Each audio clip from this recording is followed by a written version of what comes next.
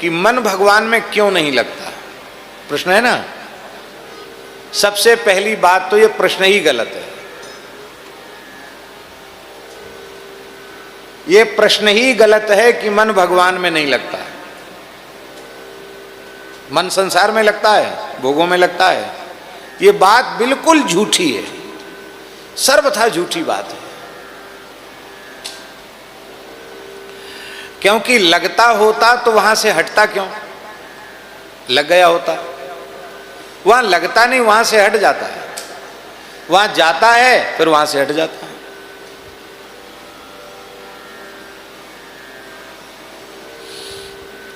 एक इतिहास हम आपको सुनाते हैं।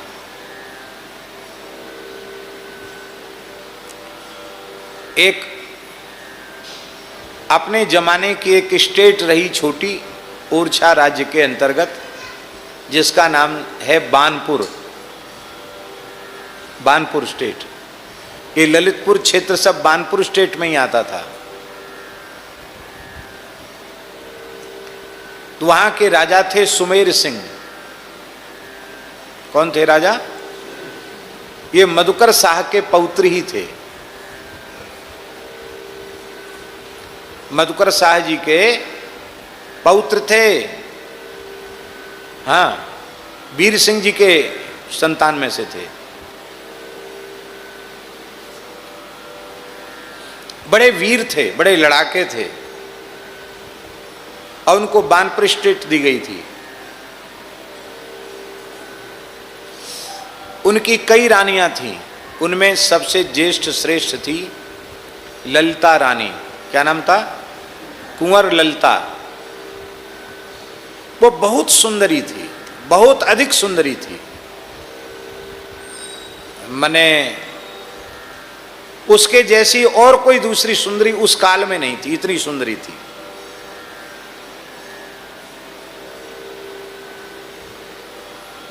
राजा की स्थिति वही सुमेर सिंह की कि वे अत्यधिक आसक्त हो गए अपनी पत्नी में, रानी में, अतिशय आसक्त। एक क्षण के लिए अलग नहीं होना चाहते, ऐसे हो गए। पर आखिर तो मधुकर शाह के पौत्र थे, उनके जीवन में परिवर्तन आना ही था। प्रतिकूल परिस्थितियां भी भगवान की ओर खींचने वाली होती है। वो जिस ललिता रानी से सर्वाधिक प्रेम करते थे, उसके रूप पर आसक्त थे, उसको सफेद दाग हो गए, कोढ़ हो गया, कुष्ठ, और तो और उस कोढ़ में घाव हो गए, उसमें कीड़े हो गए, कुष्ठ हो गए। इतना प्रेम करते थे महाराज, कोई कमी तो थी नहीं। बड़े बड़े वैद्य बुलाए गए, लेकिन जितनी चिकित्सा की गई रोग उतना बढ़ गया। तो राजा ने अपने महल में भी नहीं रखा, अलग निवास दे दिया। अब देखता नहीं उसकी तरफ।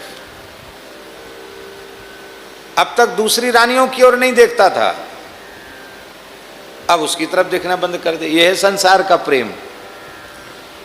अब रूप में मन लगा था कि नहीं? ऐसा मन लगा था कि बिल्कुल उससे अलग नहीं होना चाहता था। अब वहां मन बिल्कुल हट गया। क्यों? रूप खत्म की, मन खत्म, सफेद दाग हो गए, तो रूप, मन का आकर्षण वहां से हट गया। तो रानी अपनी उपेक्षा से इतनी दुखी हो गई, उसने सोचा मैं आत्महत्या कर लूं। पर महल में आत्महत्या का भी साधन नहीं, तो किसी भी पद्धति से महल की प्राचीर को पार करके कुछ किसी को दे दिया होगा, कैसे भी बाहर हो गई। और अकेली मरने के लिए, जहां आजकल ठाकुर जी का आश्रम है ना, आप तो गए हैं वहां, आप गए? ललितपुर गए हैं आप? नहीं गए? नहीं गए? तो जहां इस समय ठाकुर जी का आश्रम है, नरसिंह मंदिर, वहां एक चौपड़ा था। चौपड़ा जानते ना, बड़ा चौकोर कुआ, बावड़ी जैसा चौपड़ा, कुंड जैसा था, गहरा जल था उसमें। तो वहां वो मरने के लिए आई बानपुर से चल करके। वहां रामानंद संप्रदाय के सिद्ध संत उस काल में श्री गोपाल दास जी महाराज विराज रहे थे। तो वो कोई बना बना नहीं था, कुछ नहीं था, फूस की झोपड़ी भी नहीं थी, ऐसी वृक्ष के नीचे रहते थे।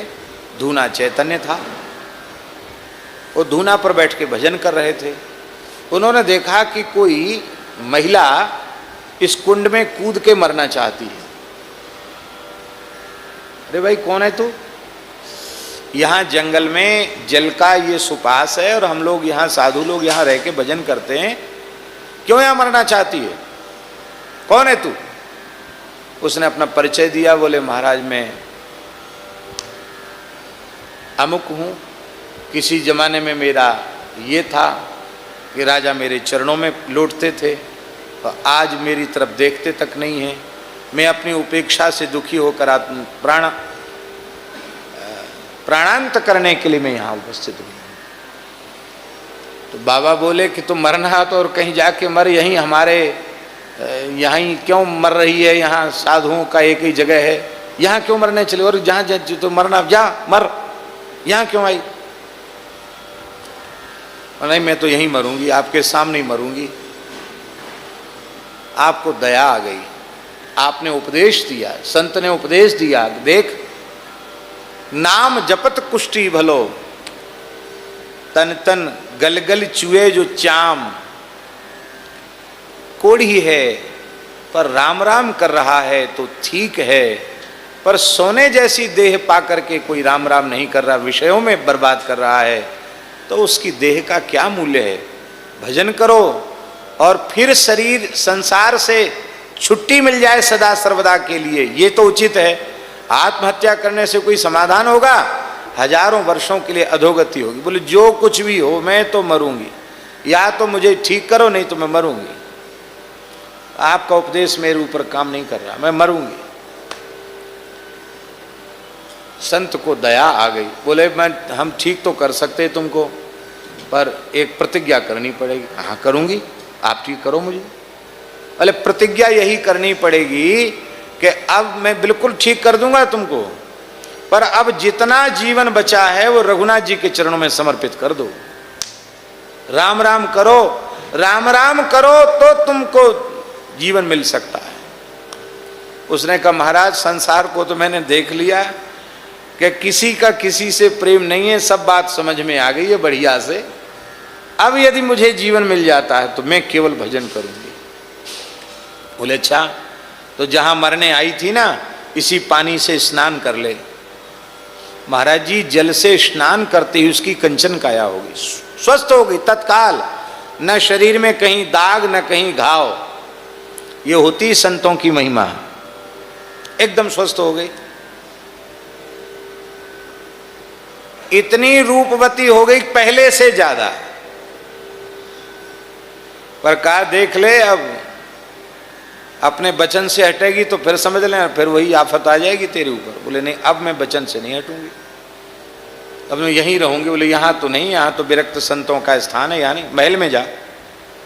वहां से तो मैं छोड़ आई।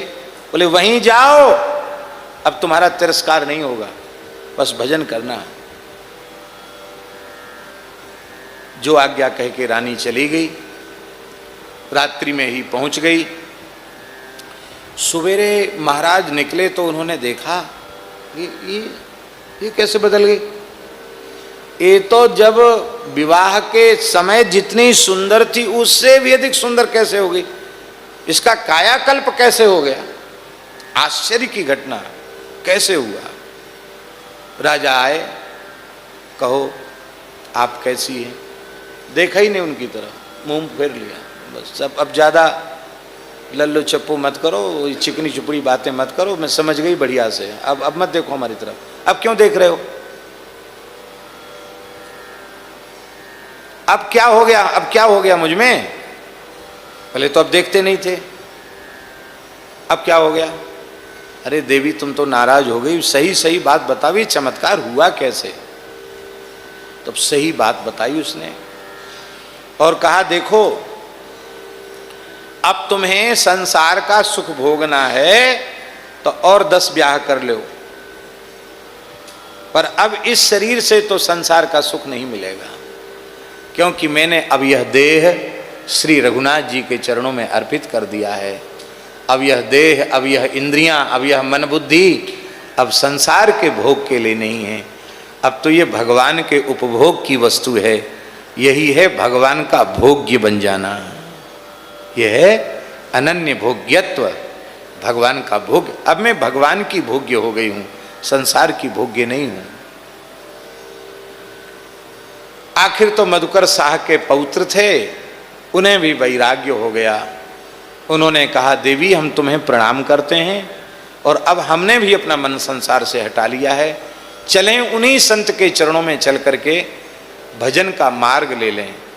प्रातःकाल आकर के दोनों ने गोपाल दास जी से दीक्षा ग्रहण की और दीक्षा ग्रहण करने के बाद दोनों ने जीवन पर्यंत भजन किया। उन्हीं ललिता रानी के नाम पर ललितपुर बसा और उन्हीं सुमेर सिंह के नाम पर सुमेरा तालाब, जो बड़ा तालाब खोदा ना, उन्हीं सुमेर सिंह ने खुदवाया। वो छोटा चौपड़ा था, उसको तालाब का रूप दिया उन्हीं ने। और नरसिंह भगवान उनके ठाकुर थे, नरसिंह शालिग्राम, तो नरसिंह भगवान को ललितपुर का राजा नियुक्त किया। बानपुर स्टेट के भीतर ललितपुर नहीं था, ललितपुर की मालगुजारी सब नरसिंह भगवान की थी। ललितपुर के मालिक नरसिंह भगवान। आज भी वहां जय श्री राधे, जय श्री कृष्ण, जय सियाराम नहीं बोलते हैं। मंदिर में जाएंगे दंडोत करें, जय लक्ष्मी नरसिंह, जय लक्ष्मी नरसिंह, ये वहां का अभिवादन का प्रकार है।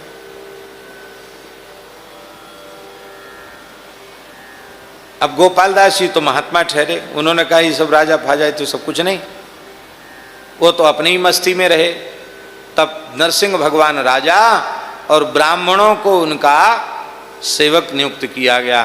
तो ब्राह्मण उनकी जो नरसिंह जी की स्टेट है उसको चलाते कौन थे? ब्राह्मण देवता। आज भी वो खानदान है जो सब देखता था।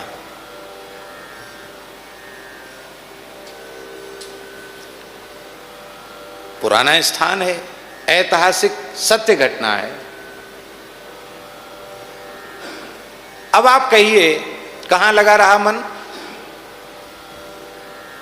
स्त्री में मन लगा, रानी में मन लगा, पर वहां से हट गया।